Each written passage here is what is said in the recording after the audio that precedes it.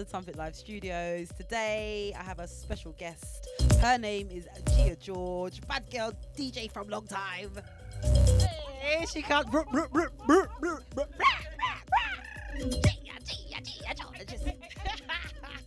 So yeah, we're gonna have a wicked show today. We are gonna have the interview, but it's all been a bit slow. So I'm gonna let Gia settle in, get her a drink, and then we're gonna do the interview in a moment.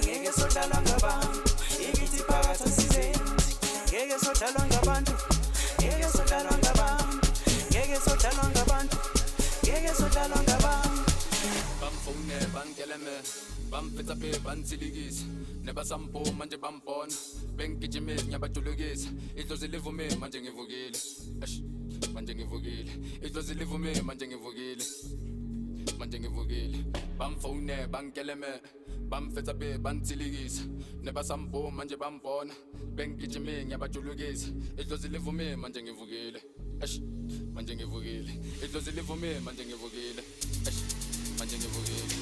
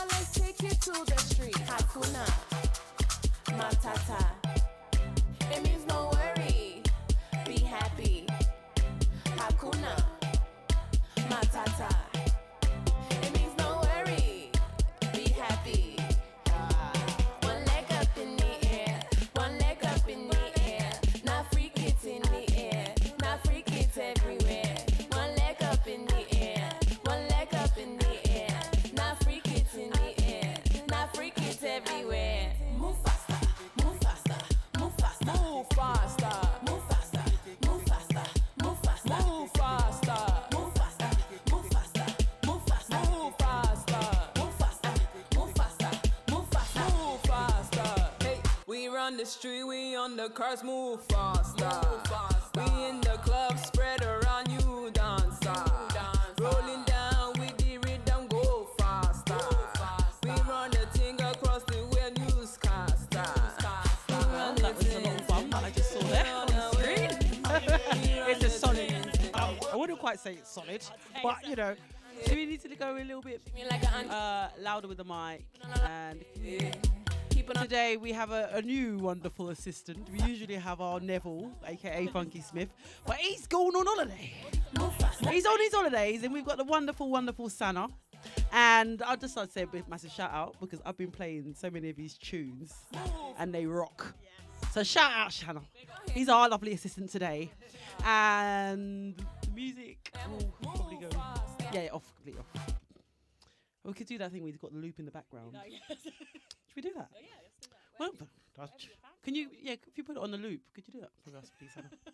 I love this pink, by the way. Actually, just take it off, because you know what, sometimes what happens is they take, when you put it on YouTube, they take it down and then they remove us from Don't us. let us share the music. So when it's quiet, we can put it up.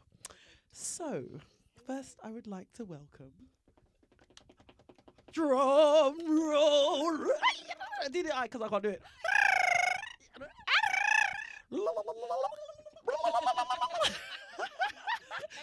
I would love to welcome the wonderful Gia George. Thank you for having me. To the I can't even talk. To the London Something Live studios today, and you're just brilliant. Thank you. I think we first met. I think we probably met before. Is there a bit of echo on this, Anna? Does it sound a bit reverby? A little bit, but not like. Not too. Okay. It was lockdown. It was lockdown. And it was through your training, Shelby. Shelby. Shout out Shelby. Woomfordance. Yes. Woomfordance crew.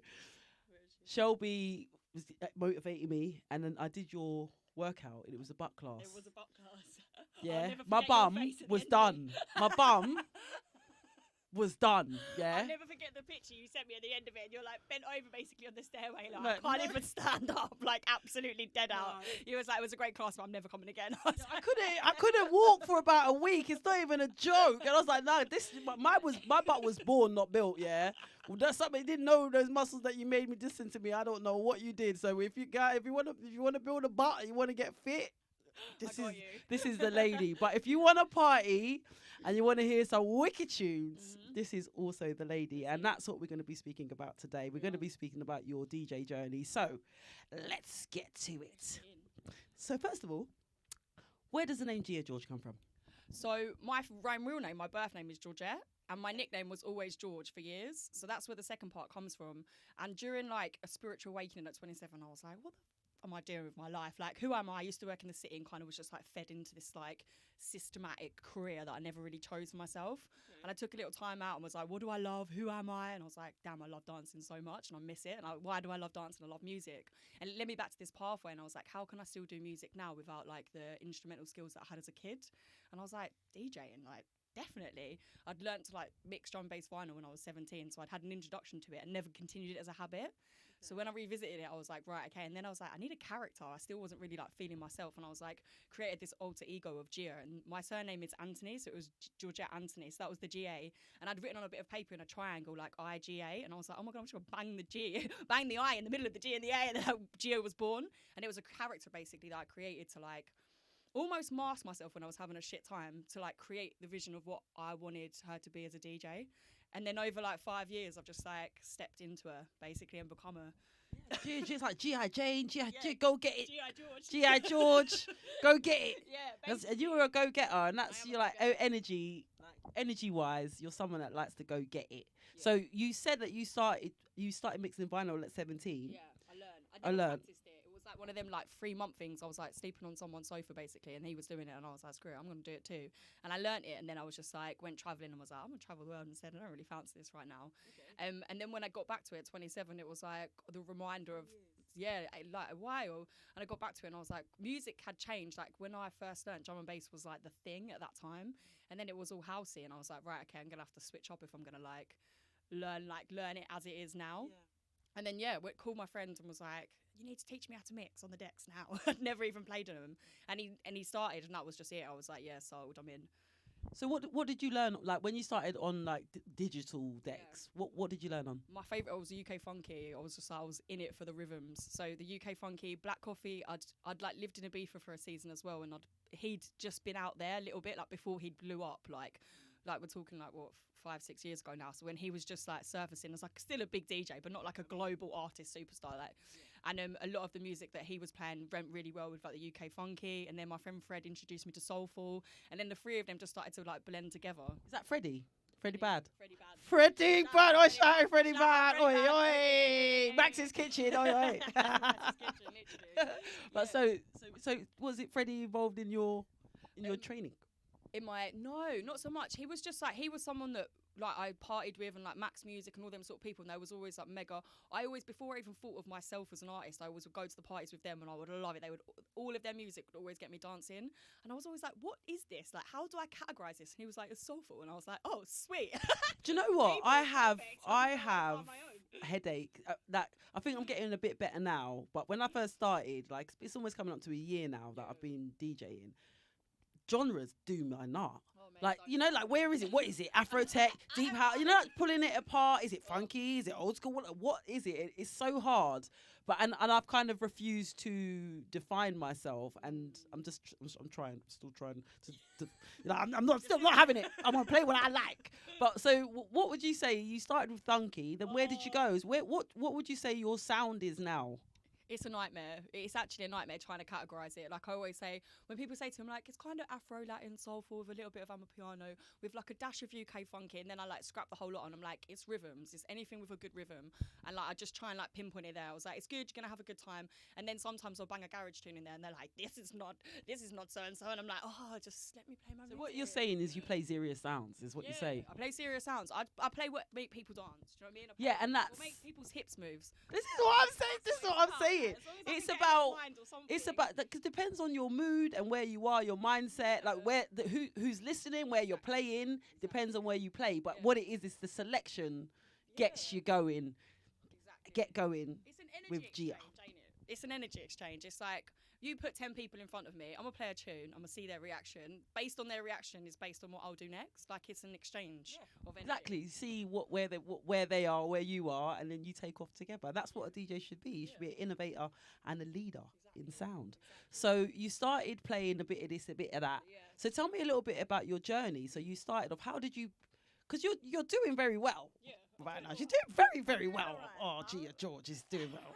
So I want to kind of know, like, I want to kind of track your journey. Then, so you started like with 17, got to 27, and you started playing. So where was your first? Where's your first place? The first place that you played out? So I'd signed up. I was basically figuring out how I could get out of not having to do a job that I hated and move out of house. That was where I am now. That was me at 27. I was like, how do I beat the system? I'm gonna have to get in it to get out, basically. And I was hanging around in the Nomadic Gardens in Hackney, and anyone that used to go there is sadly not there anymore. But it was a vibe. And there was a kid there called Cookie, and he was an epic beatboxer. I remember chatting to him, and like by nature, I always want to help people. And he was like, "Oh, I just wish I could do this full time." And I was like, "Why don't you go get a uni degree, or like, why don't you go study music at university? I'll help you find an open day." Like mega eager George Beaver, just like wanting to help him, basically. Like, come, let's do it. Booked us an open day. Found an electronic musical school called Point Blank in Hoxton, and then I took him there for the open day to be like, "This kid's sick." And they were sitting there, and they're, "Oh yeah, and if you're a DJ, you can get in to study a degree on that." And I was thinking, hang on a second.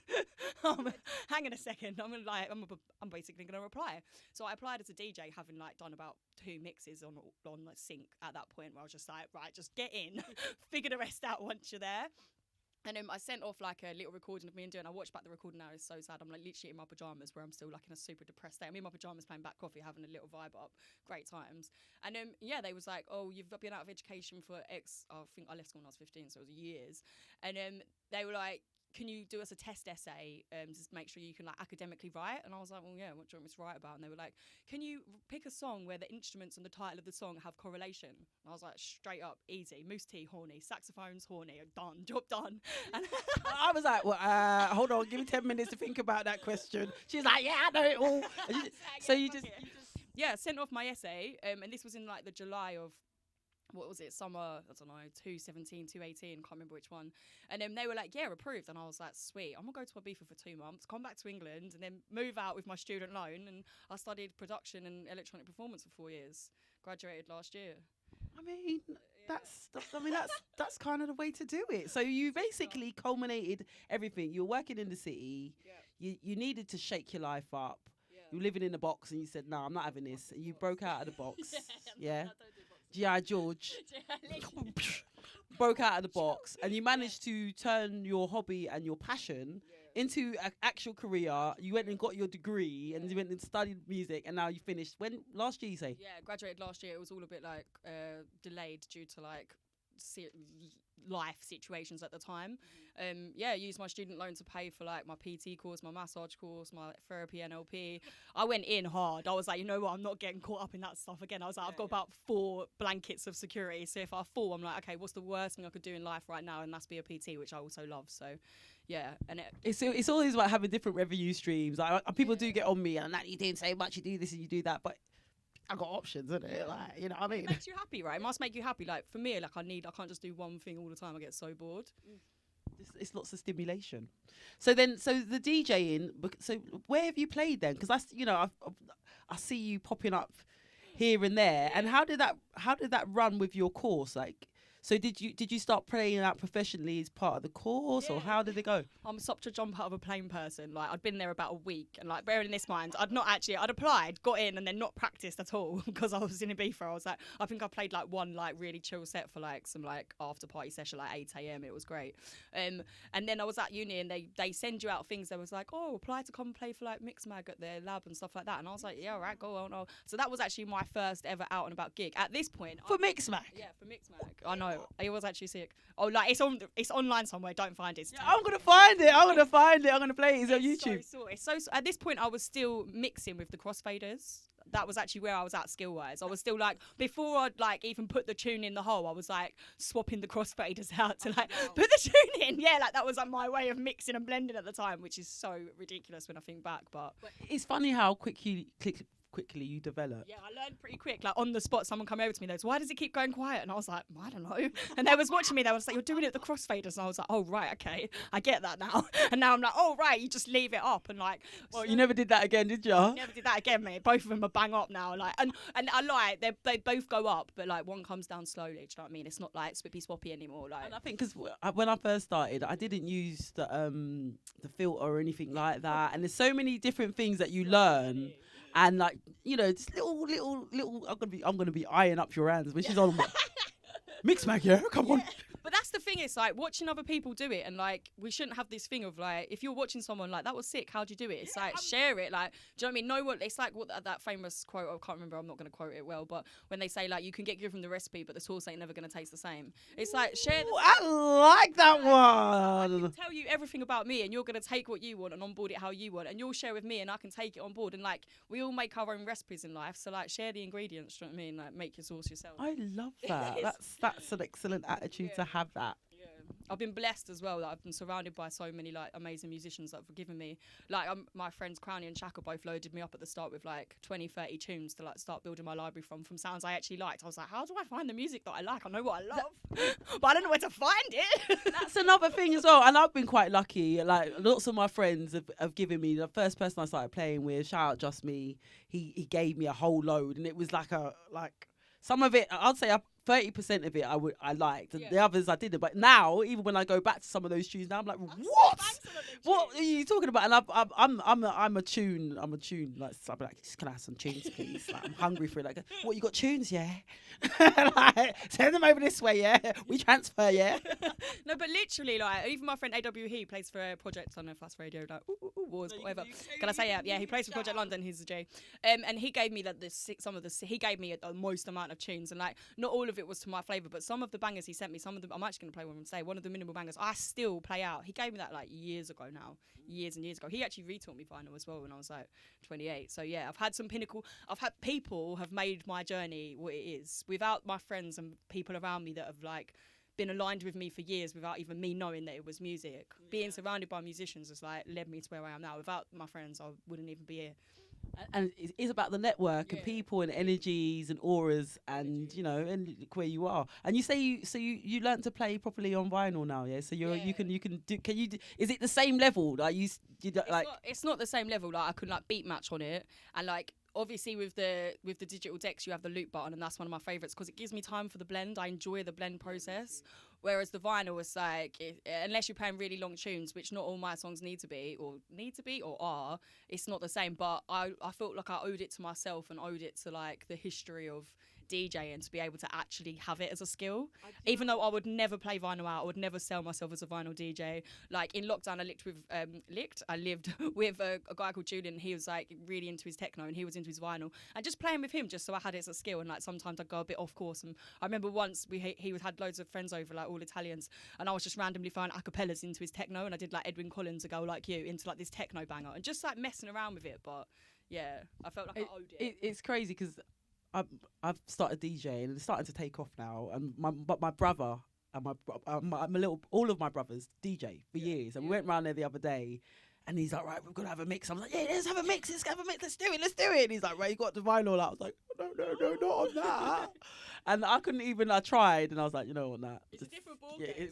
It's a different ball game, but I think it's good. Like for me anyway, I was like, you know what, like I just want to owe it to myself to like have it in the locker of some description. Like I would never sell myself as it, and I'm definitely not the best at it, but if you lock me in a room with some vinyl and 2 decks, I'll make something happen. I think you'll make something happen wherever you go. When you put her in an empty room and you'll make something happen. So but yeah, it's fun. And also like I have so much appreciation for like even Max Music. Like his vinyl collection is insane. Like the dedication and the money and stuff that goes into like these collections, like it's a different ball game altogether. But yeah.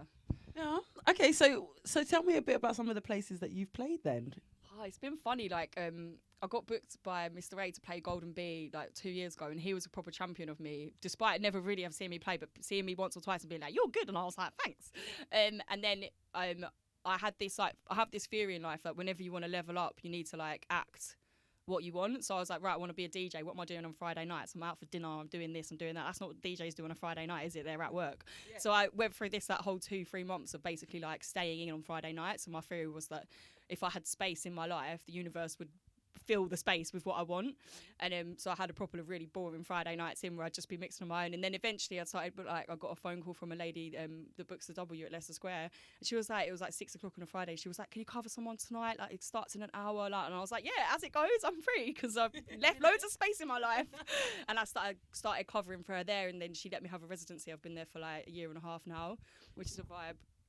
I'm supposed to be coming down there, and then we have to come down there and have a little vibes as well. I'm enjoying it. We'll do that. We'll make that happen before Christmas. Yeah, before Christmas. Come on, then. Let's have it. Let's have it. Yeah, we could do this. So that was really nice, and that gave me loads of confidence and like breathing space, like where she just trusted me to like go a little bit off piste and stay within like the bracket of what it is that they stand for as a brand. That gave me like scope to actually like practice and get good and get feedback and get reactions from people. And like a 5-hour set is so different from like an hour set. So like learning how to, and sometimes it's not busy, you know, so learning how to actually play for a space. Like if there's like a couple of people there having a cute date, they don't want someone in the corner like hamming out 1-2-6 house. Do you know what I mean? They want some nice like melodic, soulful, like a bit more chill. I like just respecting all music rather than it just being like this like high DJ energy party vibe. Yeah, I definitely feel that, because I started by playing out. And shout out to Louise G. I was playing at It's My House, and you know, sometimes it would be quiet, and it's just that opportunity to just get on and play. And I could play for hours. Like I think we was talking about Max's house the other day.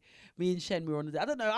When I counted, I don't know how many hours we were there, but it is about a musical journey. Like sometimes you're up, sometimes you're down. Like, and as the night goes on towards the end, you might want to hear something a bit more soulful and softer, and you know. So yeah, DJing is about being able to entertain and take the audience on the journey. So room, isn't it? And actually like judge the audience, and like if it starts to get a bit quieter, rather than like just being like, oh, I'm gonna play what I want to play anyway, being like I like actually winding down a set now as well. Like if I know that I'm the last person and it's like in a bar, obviously if it's in a club we're talking different stories, but when I know I've got like a half hour left, rather than leaving everyone on a mad high, like actually bringing them back down a little bit, you know, and like mellowing it out. Like, you know what, that would be actually quite helpful, because that is the one, you know, when you finish a rave and it's like the music's like you're like give me more. But you need to come to one of our Text Some More after parties. Don't wind them down too much on Saturday night, because Text Some More.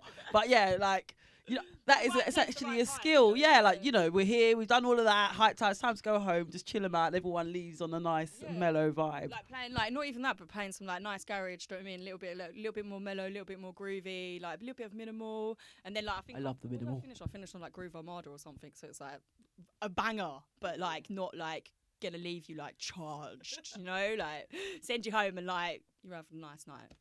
Okay. So I've seen you do a couple festivals. What was that on your Instagram that you've got pinned? Tell me about that. It was actually so amazing. Like I work in the summer as like an artist liaison, stage manager, and I was working for Gotwood, and they'd on one of the stages, Rough Dog stage, I'd basically put out like an open DJ thing. And at this point I was like, oh no, like I was still in my head a little bit. It's taken me a long time to actually get confident, like believe in myself. Push yourself forward. Yeah, push yourself forward. Like, am I good? And you question yourself so much, and I think with DJing, it's like a whole new start for me again, and I tear myself up. And I think Shannon will probably sitting there laughing, because I will have a bad mix, and I'm like, oh my god, like.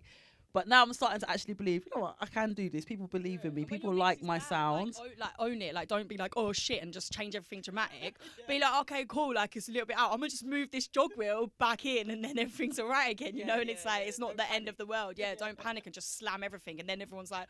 I used to do that a lot. Funky Smith will tell you. I'll be like, he's like, nah, we can see you when you do. Just slide it down. He's like, nah, we saw you, we heard it, we saw it.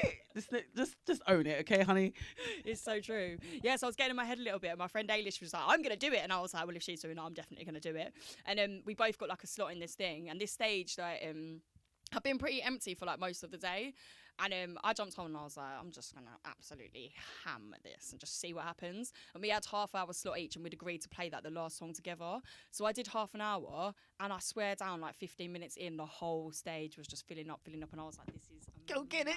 Go get it, Gia George. This is so mad. This is so mad. And I'd ask my manager as well. Shout out to Griff, who always sorts me out jobs. Love you. Hi, Griff. Hi, Griff. Yeah. What you saying, Griff? I was like, shout out for letting me go. And I was like, Griff, please, can I get covered for like half an hour? And shout out to Ramsey who covered me. And then they had it on the walkie-talkies. They were like, oh yeah, Gia's on the stage, just like absolutely rammed out. And like everyone had come to the stage. And then I did my half an hour set. Ailish jumped on. She absolutely smashed it. And then just at the last minute, I was like, oh my God, play the Glue, Nelly Furtado Bicep Switch Disco remix. Play it. And she was like, yeah. And we stuck it on. And you know, when it's like the whole stage was rammed out, me and my bestie together, like, had the best time ever. And like, it was just a surreal moment, but like a real eye opener to be like, okay, like, I can do this.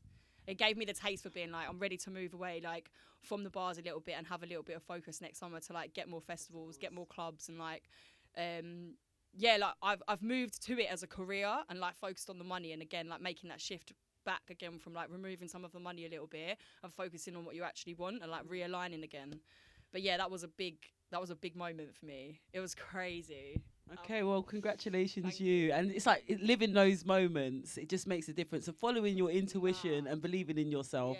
Yeah, and look, it's come to fruition. So congratulations to you. And just playing what I wanted to play as well. Just playing the songs that I wanted to play, like, and not getting too worried about the fact that I was at a festival that like played this particular type of music. Like, just played whatever I wanted. Like, yeah. And then they just came. Yeah, they just came. Yeah, I've got been booked for a couple of weddings this year as well, and like people that are coming to you for like, I don't want a normal wedding. I'm like, check. I can give you a non-normal. I don't want normal wedding music. I want a rave. Yeah, I want a rave. Literally, like I had one guy fly me out to Portugal, which was amazing for him and his wife to have for their wedding, which is like even just being flown abroad and put up in a hotel for a wedding. I was like, this is mad. Like this is actually my life now. And like, I played a couple of weddings and just like had it absolutely off, and seeing the bride and groom on like their like important day, like absolutely loving life like this. On me. You doing it? You doing it? I'm doing this. Literally, it's a buzz. And then you see like some of the older people sitting down thinking like, where's my Lionel Richie? I was like, sorry, Lionel. Maybe a bit later. Sorry. Yeah, maybe next time. I think because I got my decks, guys. Yeah. Big announcement, everybody. Sorry, it does actually deserve a big announcement. I finally got my decks. It's a big investment. It's like, I waited so long. I've been saying it since last year. I'm going to get my decks. I was going to get the little controller, but then everyone's like, no, don't get the proper thing. And I've actually got my decks in my house. Yes, my house. Game changer. It's just like, and I know, I believe in myself in terms of DJing. As a raver. Epic. Like, when I see you and Shen at that at Mo's, I was like, yo, these girls are a vibe. We are a vibe. Shout out Shen Keaton, my Cody. I know, vibes. I was like, yes. Like when you don't want to leave the room because you're like, and it got to like 5 a.m. and you were still going. I was thinking, I'm definitely gonna go home. I've got gym in the morning, but vibe. You were like, I remember your face when you were leaving. Like, we'll go now. I've got to go. I was like, discipline and all, but like, yeah. God knows what time we left. You left at 5 in the morning. I think we left at like 5 in the afternoon. It was there for a while. There's a birthday in the house as well. It's Freddie's birthday. We had 2 birthdays in the house. Can't remember. That went off, mate. That went off. That was but post Black Coffee, weren't it? Yeah, after Black Coffee. That was a vibe day. That was a vibe day. That was a vibe day. That was your. Was that your? Wait. No, it wasn't my birthday. No, it was my birthday. Yes, it was my birthday. Yeah, Black Coffee, my birthday. It was Freddie's birthday. Yeah, we went off, mate. We had such a brilliant time, man.